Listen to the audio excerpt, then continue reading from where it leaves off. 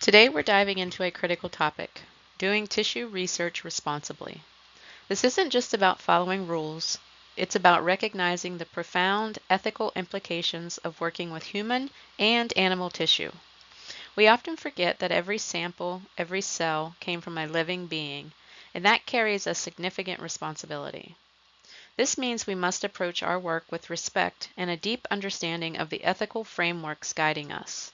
We'll explore why these guidelines are so crucial for maintaining trust and integrity in science. So why do these rules even exist?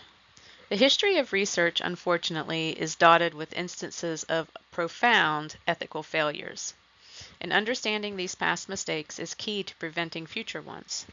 Think about the Tuskegee syphilis study, where black men were denied treatment for decades, or Henrietta Lacks, whose cells were taken without consent and used for groundbreaking research for years. These aren't just historical footnotes. They are stark reminders of what happens when scientific advancement outpaces ethical consideration. These rules are here to protect individuals and ensure that research benefits society without exploiting anyone. This historical context directly led to the development of foundational ethical principles we still use today. These historical abuses led directly to the creation of the Belmont Principles, which form the bedrock of ethical research involving human subjects. There are three core principles: respect for persons, beneficence, and justice. Respect for persons means recognizing individuals' autonomy and protecting those with diminished autonomy, like children or prisoners. Beneficence means doing no harm and maximizing benefits while minimizing risks. And justice means ensuring that the burdens and the benefits of research are distributed fairly across society.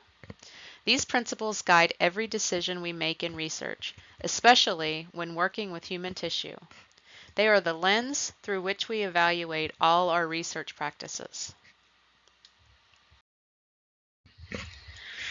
Building on the Belmont Principles, we have the Institutional Review Board, or IRB, and the Institutional Animal Care and Use Committee, or AICUC. The IRB specifically reviews and approves research involving human subjects, including human tissue. Their job is to ensure that your research protects the rights and welfare of those individuals. Similarly, the IACUC oversees animal research, ensuring humane treatment and ethical practices. It's a common misconception that if you're just working with tissue, you might not need IRB approval. But if that tissue came from a human, the IRB is absolutely involved. This brings us to a crucial point about how we handle tissue samples. When we talk about human tissue, two concepts are paramount: consent and de-identification. You must obtain informed consent from individuals before collecting their tissue, explaining exactly how it will be used.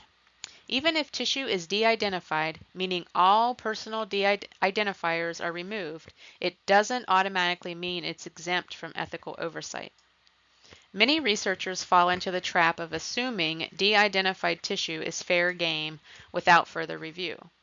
But the process of de-identification itself and the potential for re-identification still requires careful consideration and often IRB review. This is a critical area where many researchers make mistakes, and it's vital to understand the nuances.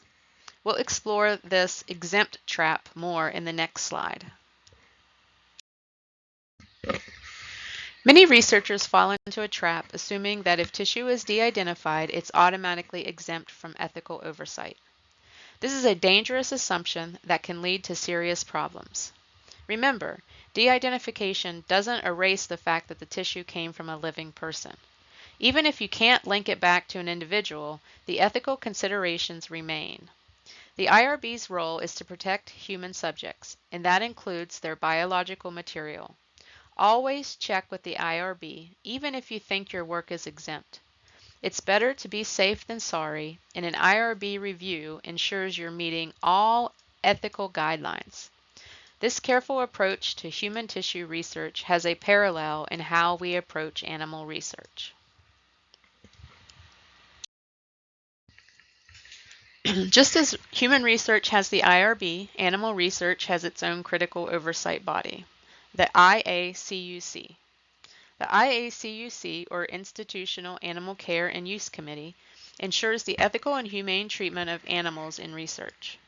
Their guidelines are strict, covering everything from housing to experimental procedures.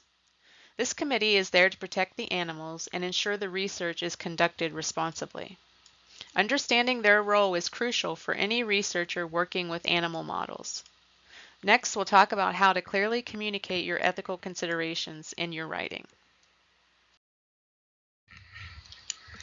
So now that we've covered the importance of ethical oversight, let's talk about how to write your ethics section. This isn't just a formality, it's where you demonstrate your understanding and commitment to ethical research. You need to clearly state what approvals you obtained and from which committees. For example, did you get IRB approval for human subjects or IACUC approval for animal studies? Be explicit about the approval numbers and dates.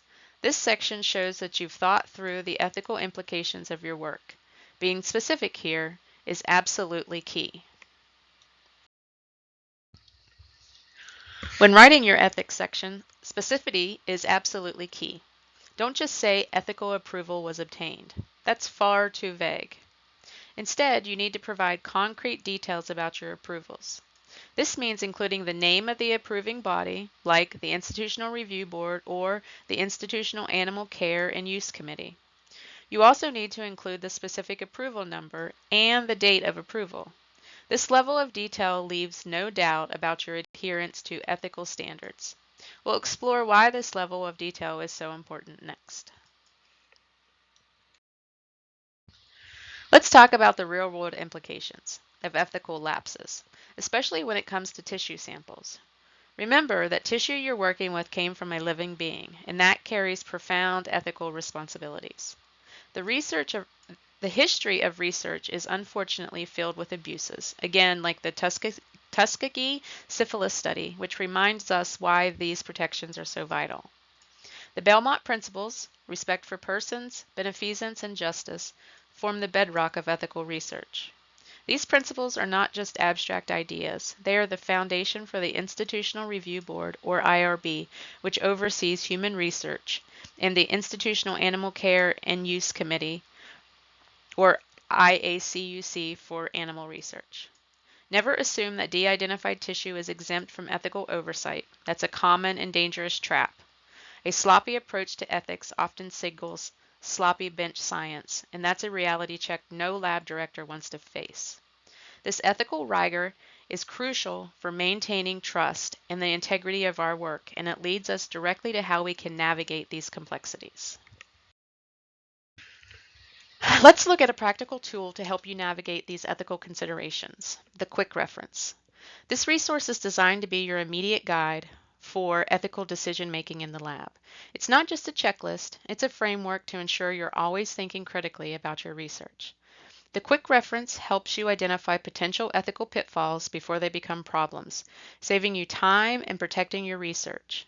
It also reinforces the idea that ethical conduct is an ongoing process, not a one-time approval. Using this tool consistently will embed ethical thinking into your daily lab practices, which is essential for responsible science. This quick reference is a key part of ensuring your work is both scientifically sound and ethically unimpeachable. And it brings us to our summary and next steps.